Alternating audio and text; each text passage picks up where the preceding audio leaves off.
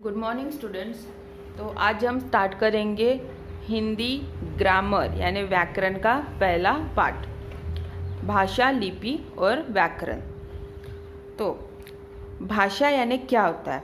जैसे भाषा शब्द संस्कृत भाषा की भाष धातु से बना है, जिसका मतलब होता है बोलना या फिर प्रकट करना। सो भाषा मतलब बोलना या फिर एक्सप्रेस करना, टू स्पीक और टू एक्सप्रेस।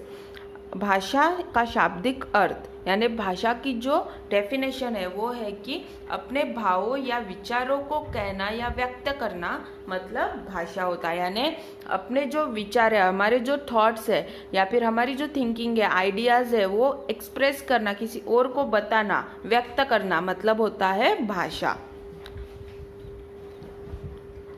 विचारों भावों को प्रकट करने के माध्यम से ही माध्यम को ही भाषा कहते हैं। तो हमारे जो थॉट्स है, हमारे जो एक्सप्रेशन है, उनको किसी के सामने रखना, उस चीज़ को बोलेंगे भाषा। भाषा यानी लैंग्वेज।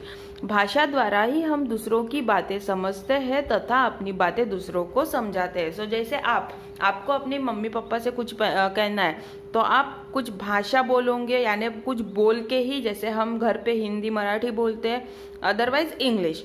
सो इन तीनों लैंग्वेज में से हम एक्सप्रेस करते, तो यही अपनी बातों को दूसरों को बताना यानी भाषा होता है। सेकंड, राष्ट्रभाषा। हिंदी हमारे देश की राजभाषा है। सो हिंदी हमारे देश की राजभाषा है। इसे राष्ट्रभाषा भी कहते हैं। तो इसी को राष्ट्रभाषा भी कहते हैं। अब क्यों कहते हैं? क्योंकि यह हमारे देश के एक बड़े भूभाग, लगभग 12 राज्यों में बोली जाती है। यानी हिंदी हमारे देश के मोस्ट ऑफ द एरिया में बोली जाती है, बहुत सारे भागों में बोली जाती है, इसीलिए उसे राष्ट्रभाषा बोलते हैं। जैसे कि उत्तर प्रदेश, बिहार, राजस्थान, उत्तराखंड, मध्य प्रदेश, इतने सारे राज्यों में हिंदी बोली जाती है। फिर है भाषा के रूप। तो भाषा के टाइप्स यानी लैंग्वेजेस के टाइप कितने होते हैं? ये 3 होते हैं। पहला है मौखिक यानी ओरल लैंग्वेज, सेकंड है लिखित भाषा यानी रिटन लैंग्वेज, और थर्ड है सांकेतिक भाषा यानी म्यूट लैंग्वेज। तो अब हम देखते हैं कि मौखिक भाषा, लिखित भाषा और सांकेतिक भाषा क्या होते हैं। पहला है मौखिक भाषा। जब हम बोलकर अपने विचार प्रकट करते हैं, यानी जब हम बिना लिखे सिर्फ बोलकर किसी को अपनी बात बताते हैं या फिर अपनी बात एक्सप्रेस करते हैं, उस भाषा को बोलते हैं मौखिक यानी ओरल लैंग्वेज। यह भाषा का मौलिक रूप है और यही स्पेशली जैसे छोटे बच्चे पहले लिखते नहीं है, पहले बोलना सीखते हैं। तो प्रारंभिक यानी शुरुआत में जो भाषा बोली जाती है वो हमेशा मौखिक होती है।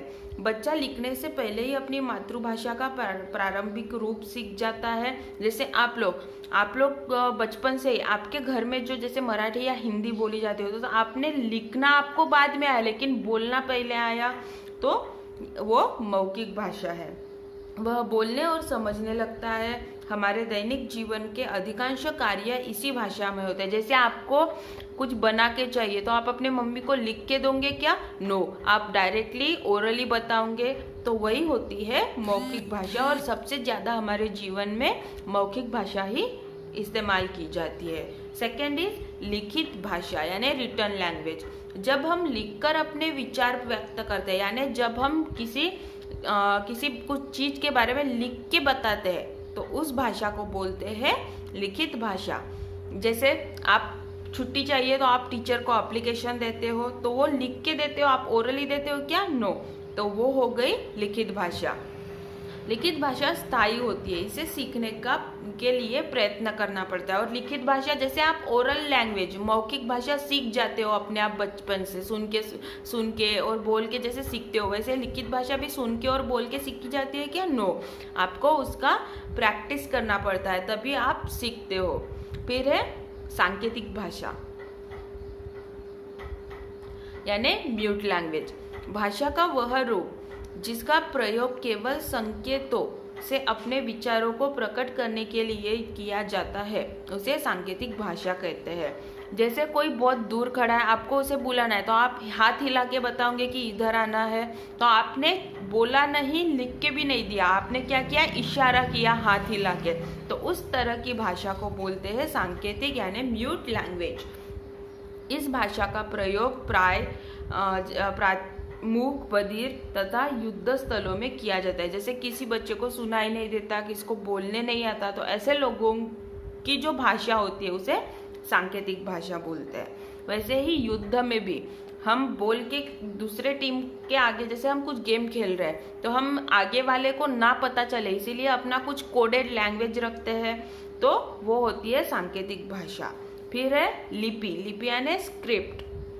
जब हम कुछ बोलते हैं तो हमारे मुंह से ध्वनियाँ निकलती है। तो जब हम बोल रहे हैं तो साउंड निकल रहा है, जैसे मैं अभी बोल रही हूँ, मेरे मुंह से आवाज़ आ रही है। तो ध्वनियों को लिखने के लिए कुछ चिन्ह होते, तो इन्हीं आवाज़ों को लिखने के लिए जैसे मैंने बोला अभी, जैसे, तो उसको लिखने के लिए ज और स यूज होगा, तो वो हो गए चिन्ह। तो उन्हीं को बोलते हैं वर्ण। और वर्णों को लिखने का जो ढंग होता है, एक टाइप होता है वर्ण को लिखने का, उसे ही लिपि कहते हैं।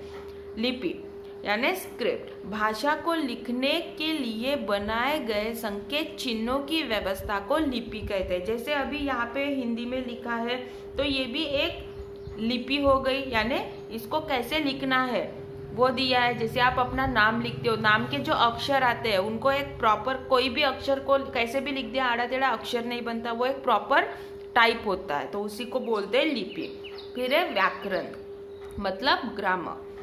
प्रत्येक भाषा के अपने कुछ नियम होते हैं। इन नियमों का ज्ञान हमें व्याकरण से प्राप्त होता है। भाषा की शुद्धता बनाए रखना ही व्याकरण का कार्य है। तो हर एक भाषा के कुछ नियम होते हैं, रूल्स होते हैं, और उन नियम के अनुसार भाषा को लिखा जाना यानी वही व्याकरण है। तो अगर शुद्ध भाषा लिखना है हमें तो वो किसके थ्रू होगा, सिर्फ व्याकरण की मदद से ही होगा। भाषा के शुद्ध रूप का ज्ञान कराने वाले शास्त्र को ही व्याकरण कहते हैं। तो भाषा का जो ओरिजिनल शुद्ध यानी ओरिजिनल रूप होता है, काइंड होता है, उसे ही बोलते हैं व्याकरण। तो अभी यहाँ पे कुछ प्रश्न दिए आपको सॉल्व करने हैं। फिर यहाँ पे निम्नलिखित रिक्त शब्दों से रिक्त स्थानों की पूर्ति करो। यहाँ पे आपको कुछ हेल्प बॉक्स दिया है, इसको हेल्प से आपको ये फिल करना है।